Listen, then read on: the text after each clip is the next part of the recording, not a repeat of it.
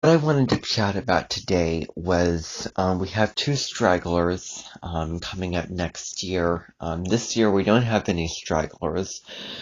Um, Last year we had two stragglers. So we had a lunar eclipse on November 19th of last year, and then a full moon in Gemini, December 18th. And the reason these were stragglers is because you have a lunar eclipse and signs that the nodes are in, since the nodes were not in North Node Taurus, South Node Scorpio, yet at that time, until January 18th of this year, and you had a full moon in Gemini on December 18th. It was supposed to be a lunar eclipse because the nodes were still in Sagittarius and Gemini. And so my talk today is about the straggler eclipses we have going on in the months of April and October. I might as well own it, but I might as well call it what I believe that it is. But I have to say that both of these are really quite scorpionic. There is a scorpionic element because it's ruled by Mars.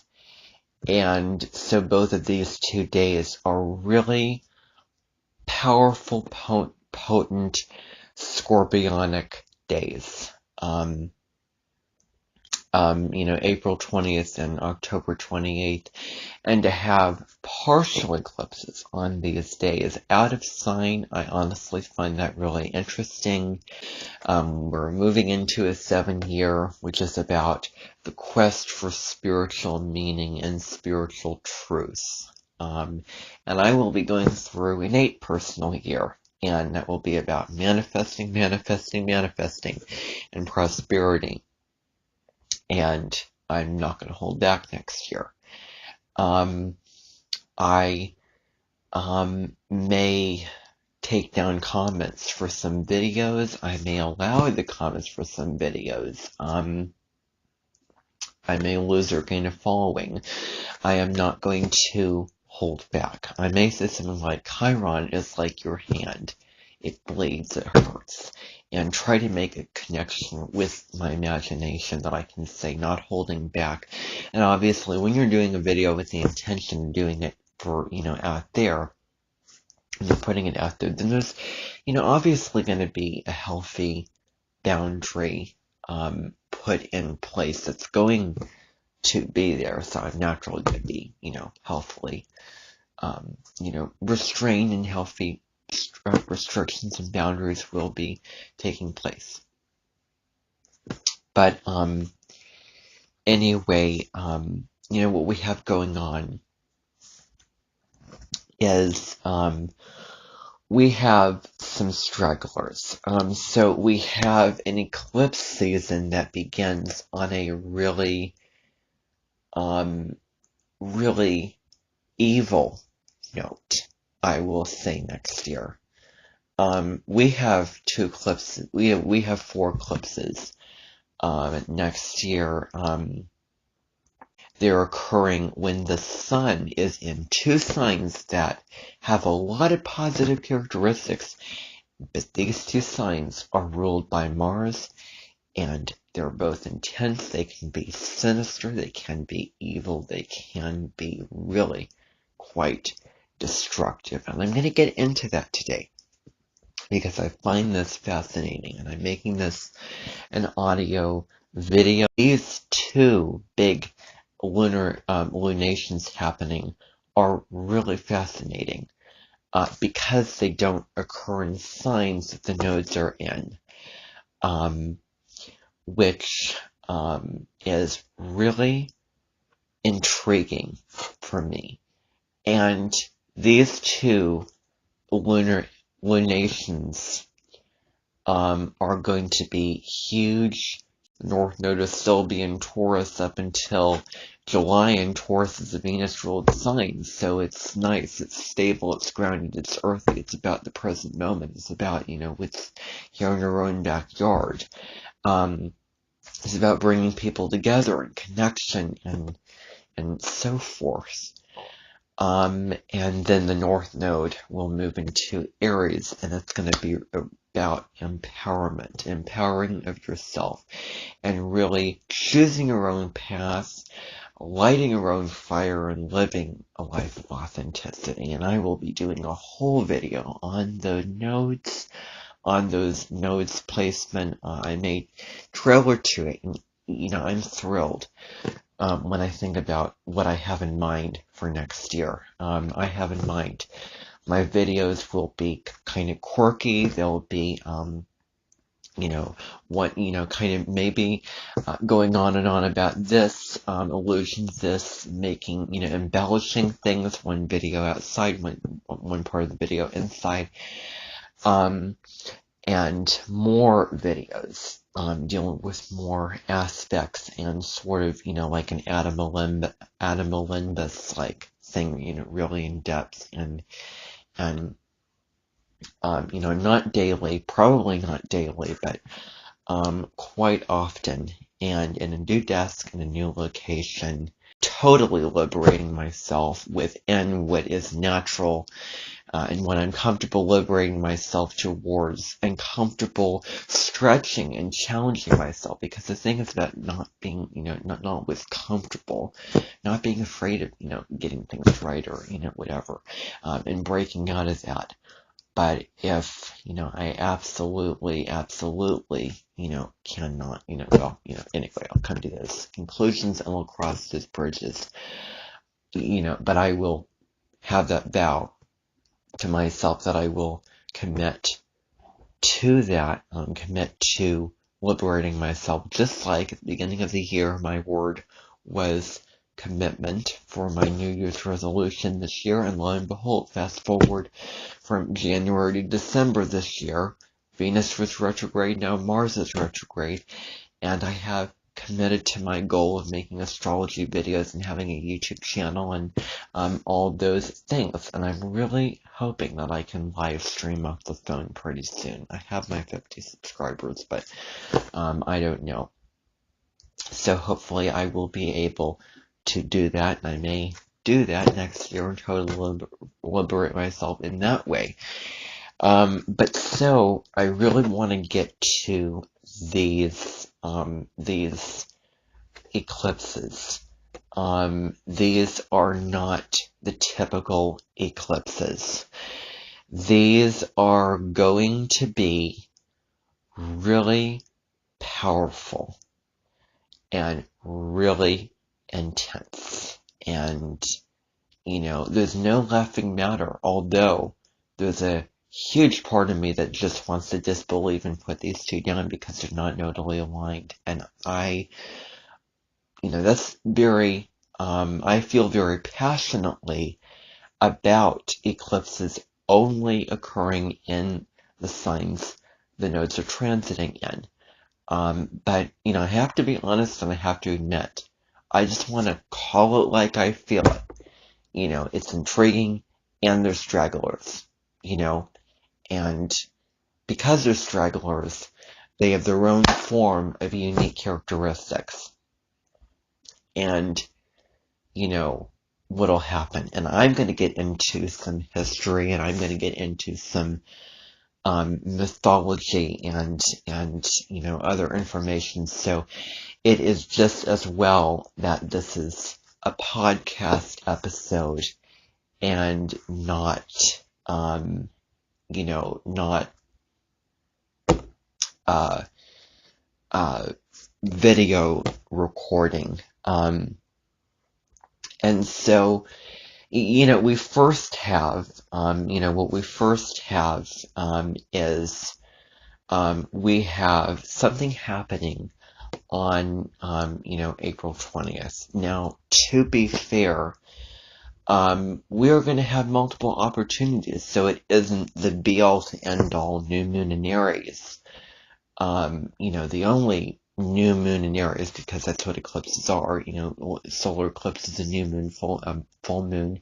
An eclipse terminology is a lunar eclipse, and so we'll probably be having a new moon in Aries, March 2023, which will be really, really nice because We're going to have probably a new moon at, very early degree Aries, which is, fresh, initiating. We're beginning at the beginning of a cycle. We're starting off from, the very beginning. Let's get going. It's Aries season, brand new astrological year. Let's, move some energy. Let's do all that. But then let's fast forward to the very end and we wrap all of it up with that 29 degree new moon.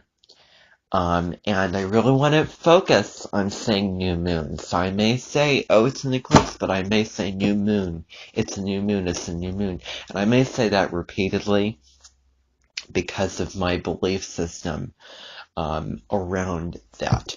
So that new moon, that new moon at that end of that season is going to be huge. And, some initial things what'll be happening is it'll be 29 degrees.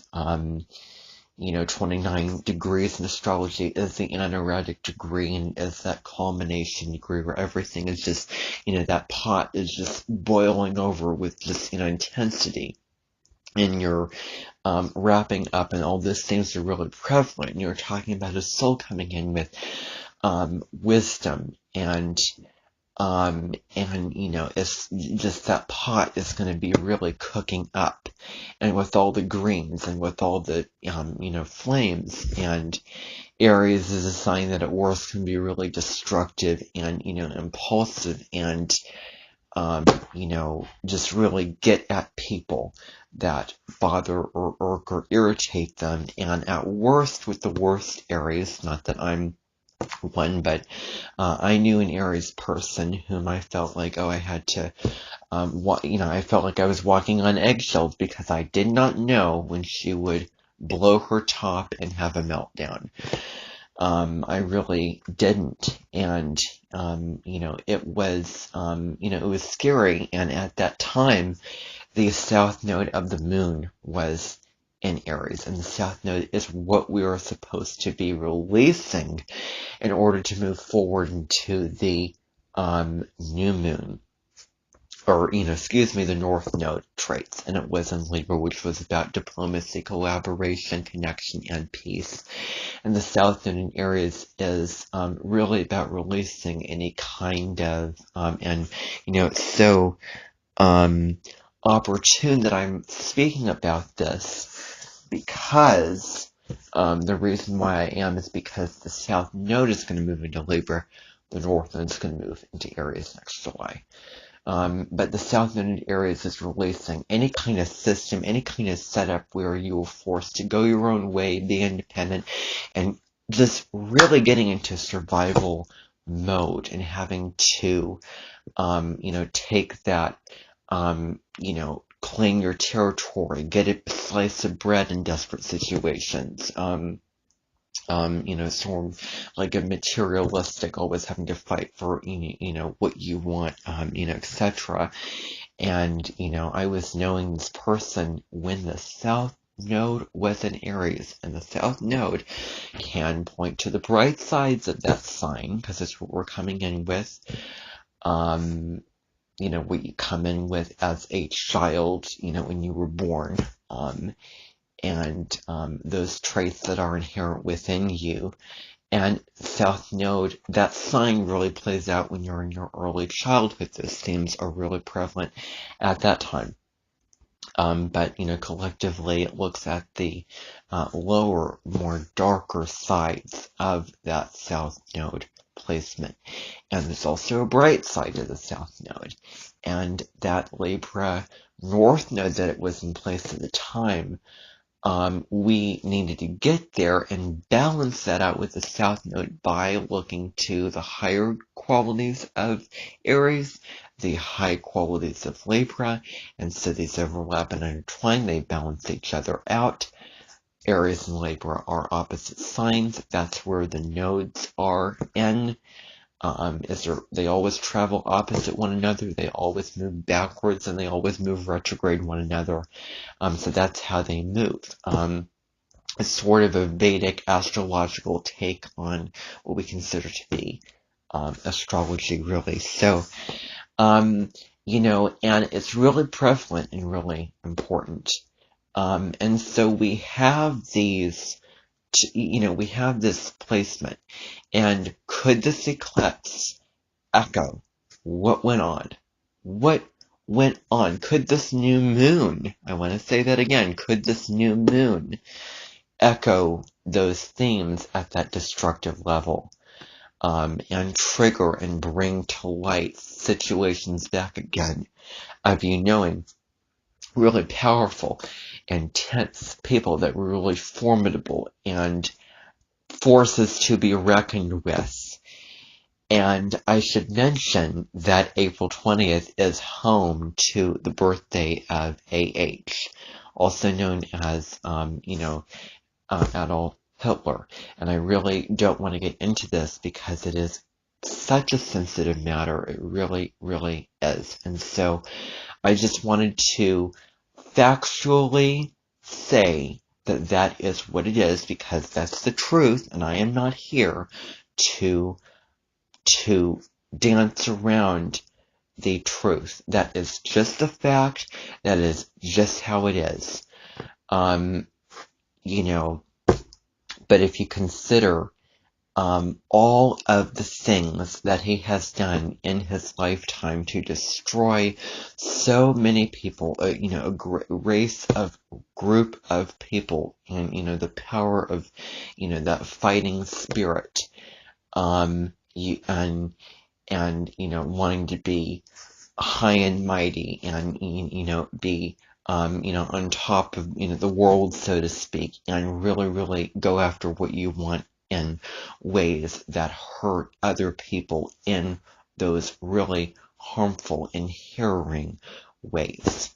And so thinking about what he has done to all those people, and of course standing up on a podium in front of people and, you know, yelling, shouting, and really persuading and commanding of them to, you know, join him, and sort of, you know, brainwashing the people in that way, you know, that he was, you know, for good, for, you know, for peaceful, for liberation, and, you know, but really it was, you know, not that way. And so, you know, the, 29 degrees is that end number.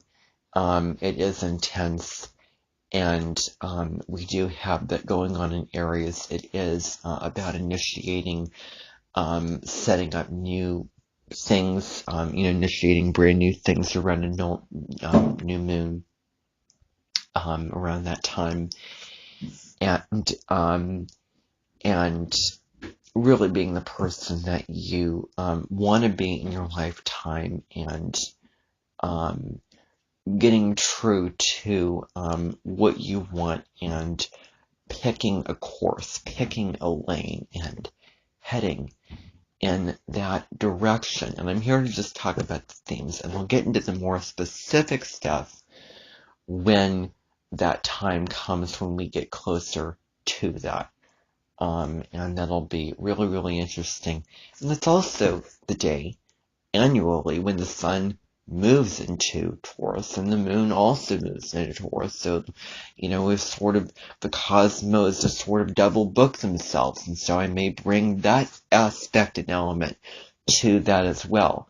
Say, okay, well, this is kind of a mixed day, mixed energies between the Aries and the Taurus. And so I may say, oh, well, you know, sun and moon in Aries, we have that eclipse, and then we sort of cool off ground, get centered, get peaceful in Taurus immediately after, when the sun and moon move into Aries, so, or Taurus. So it's really quite interesting, because only 10 days later, on April 30th, which is the birthday of a close family member of mine, that we had a solar eclipse in Taurus, April 30th, 2022. And April 20th, we have one, but it's almost like, darn, I was really hoping for a solar eclipse in 2023, but darn, we have a 29 Aries eclipse. Well, there's something to that, which is pretty, it really is like you're just opening the door. Let's dive deeper. Let's go into that room more and uncover all this stuff and uncover all the information.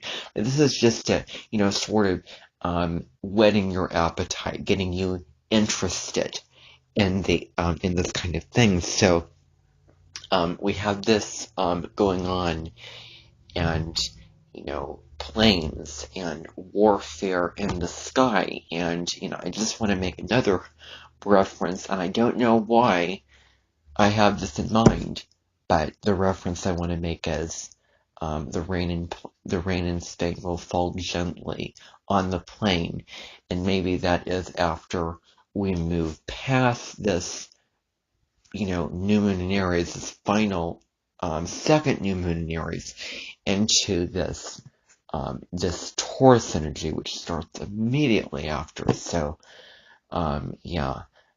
it's an ending and a beginning that day, and that new moon is interesting. And so we've had the new moon, and then we have the eclipse in a way, and then we have a sort of culmination. So it's more of a culmination rather than fresh new beginning here.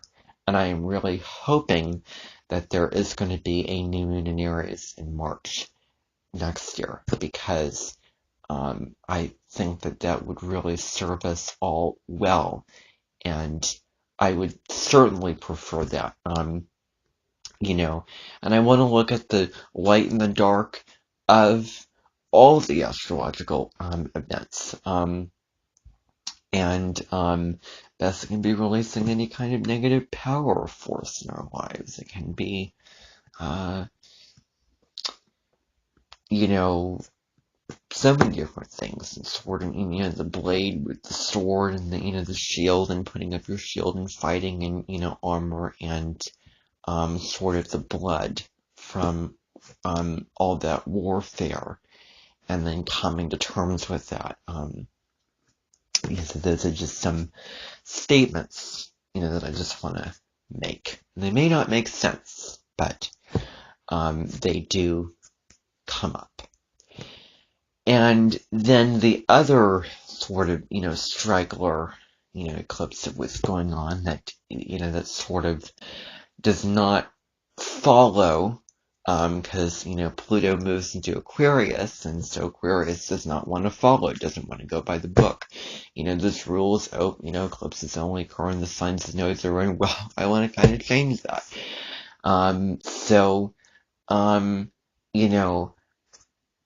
I'm really interested to see if there's anything going on with Jupiter and Pluto during those eclipses, and Uranus with the next eclipse that I'm going to talk about in on the 28th of October. And so this eclipse on the 28th. Now, these are just my thoughts. These are just my initial thoughts. I have to be, be humble in all that the respect and, sort of you're backing yourself up in the condolences that there is that I have not done, really, investigated and found out, really, dug into these, these lunar events yet. And so, these are just my general thoughts, and I, there's really no, this isn't one of my research-based videos, so, a lot of the videos on my channel are. However, these are just, some thoughts and feelings that I have. That's all that this is. And so I feel that the October 28th event that will be going on that full moon, that powerful full moon. I'll just call it a powerful full moon. That partial eclipse. Would have to be because it doesn't fall in totally aligned signs. And so, yeah, the two eclipses that make sense in my mind are one on the lunar eclipse in Scorpio on May 5th, and the solar eclipse in Libra on October 14th. Those follow the rules. It's as if, like, the moon was saying, okay, I'm gonna, follow the rules, but then I'm gonna kind of not follow the rules. I'm gonna,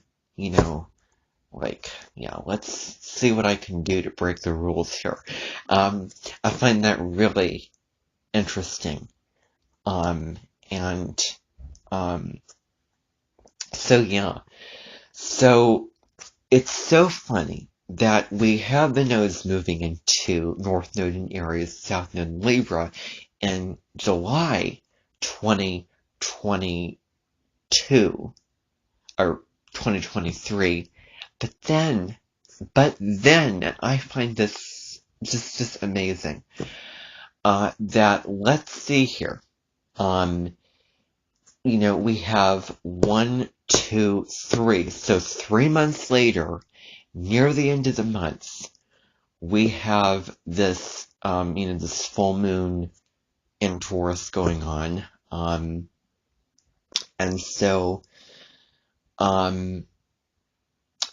that was the day when Jupiter, the great benefic, the planet of, expansion, abundance, joy, faith, and growth, moved into Pisces, which was, about, compassion and opening our hearts and having faith and surrendering to the divine, and very, different than this kind of thing, because Jupiter at that point will be in Taurus, and I just wonder if Jupiter will be aspecting this full moon on the 28th.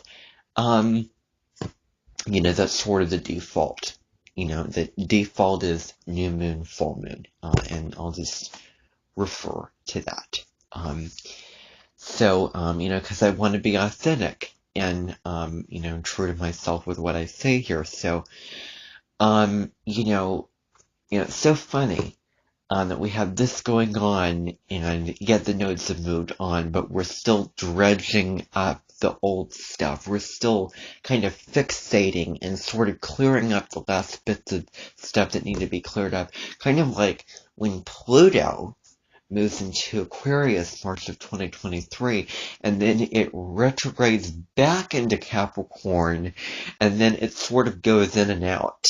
And so we have this, new world and, liberation and, freedom for all, and we're, advanced technology, and we're upgrading. But then back into Capricorn, structures, routines, how things have always been done, the traditional way, serious and somber, all those themes, and we're sort of clearing that up at Pluto at the anaretic degrees, the end degrees of Capricorn. And so, the old and the new, and the old and the new, to make sure, Pluto's trying to make sure that I'm personifying Pluto at this point, trying to make sure that, okay, are we fully ready to move into the new age? Maybe are we fully ready to move into the new world, the new earth, the age of Aquarius? Because I don't know if I'm making this up, but maybe, just maybe, when Pluto moves into Aquarius, it is really the sort of the thrust and the initiation into the Aquarian age. And so we have this old with the new. And so this full moon occurring on the 28th is, so funny, because just when we thought we moved out of needing to really do some serious work on the Taurus Scorpio areas, wait a second. Because there's more, and then the thing going on April 20th, it's like, we're not ready for that yet, it's not time yet, and so it's just sort of, starting, getting a, it's almost as if, I was, supposed to come to the party at a certain time, but I decided to come really early and help prep a little bit, it's like, it's so funny. And, I may get into the technicalities and the specifics of why that's going on. Like, why is there this going on April 20th and the thing going on the 28th? I really don't get it, and it does amaze me. And so I really want to hopefully connect the dots and draw a bridge and get into that.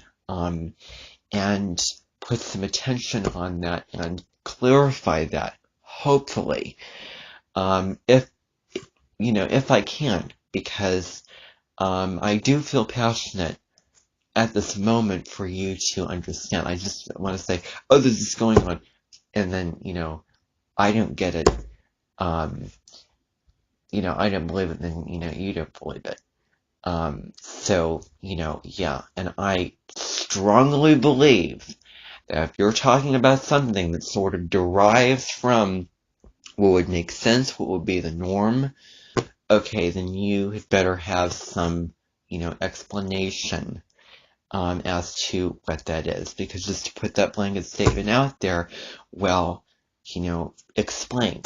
You know, I want to believe it, but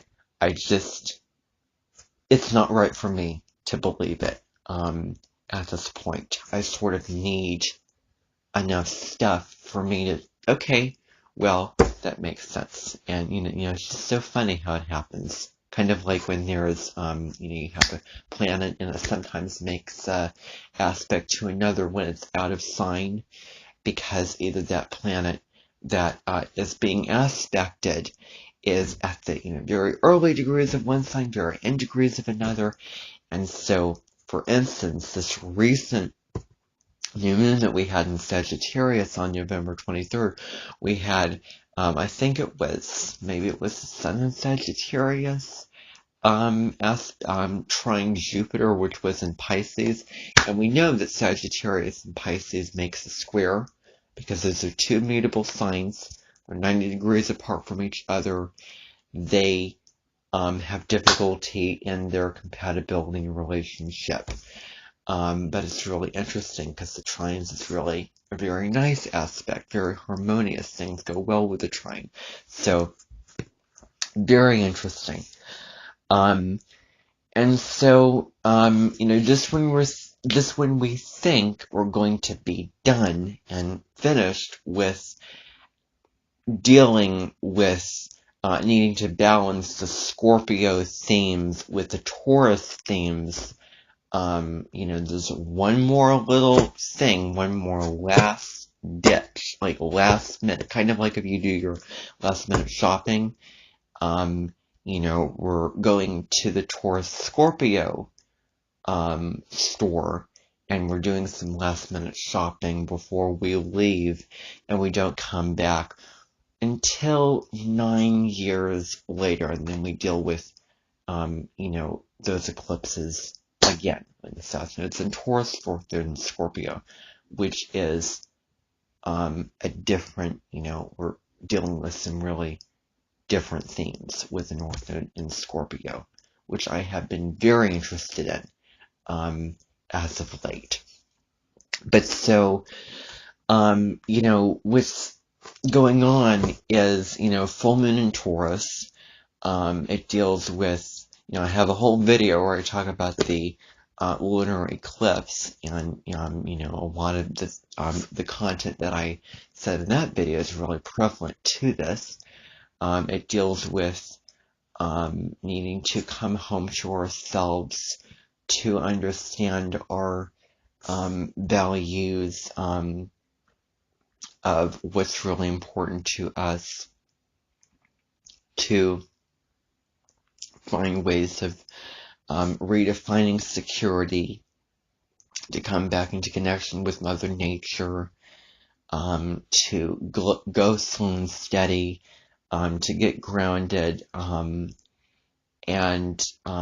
to, stabilize our emotions and walk with grace and be very conscious of our actions and really have, step into the energy of peace and self-love and self-respect, with that, North Node in Taurus, which will not be present at that time. And so the Sun will be in Scorpio, which deals with a lot of 8th house, which is shared resources, inheritance, occult topics, more taboo topic. Scorpio deals with the deep, the dark, what's underground, what is, really, like things like manipulation and, the darker aspects of human nature. It deals with that too. And it deals with taking power where we've been treated badly, hurt in the past, and suffered a lot of pain and depression, and where we really need to face our shadows. Scorpio does look for those dark traits of people, the dark sides of, what are your motives? What are your reasoning behind this? What's the true, deep, dark-seated,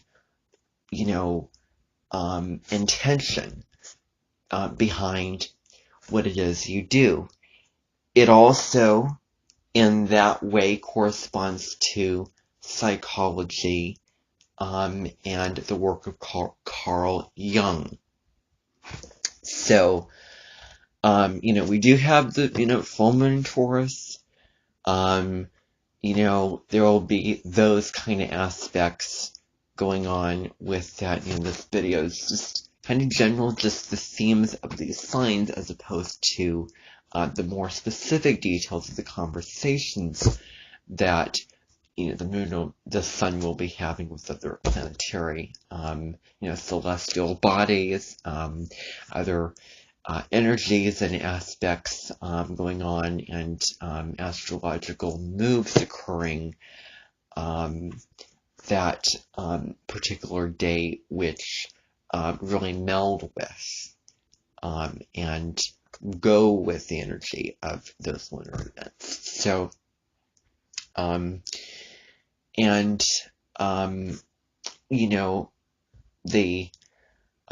those two eclipses, and that, May 5th one, I don't want to, and, by no means do I want to neglect the other two eclipses. Quite the opposite.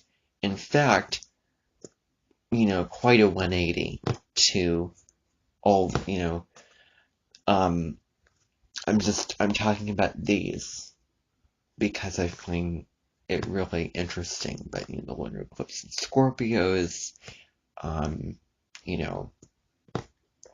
obviously talking about the Scorpio themes, already gave that, overview. And, the solar eclipse in Libra on October 14th, deals with, releasing, being fair and being diplomatic all the time, and being a people pleaser, and certain things in life having to be a certain way and having to be fair, etc. And so I'll definitely, hopefully, maybe go into some depth when we get to those lunar events. But this is just a very general preview, of where with the solar eclipse in Libra, where we've been, enmeshed, entangled, not allowed to stand on our own 2 feet, make our own decisions, and live our own life. How is that not serving us, really? So, so I really thought that I would make this audio recording, and I hope that you enjoy. Please subscribe to my channel and hit the bell so that you get notified. And I recommend also that you'd hit the like button because that gets it out to more people. That comes highly recommended by a lot of content creators, including myself. So thanks for watching. Bye for now.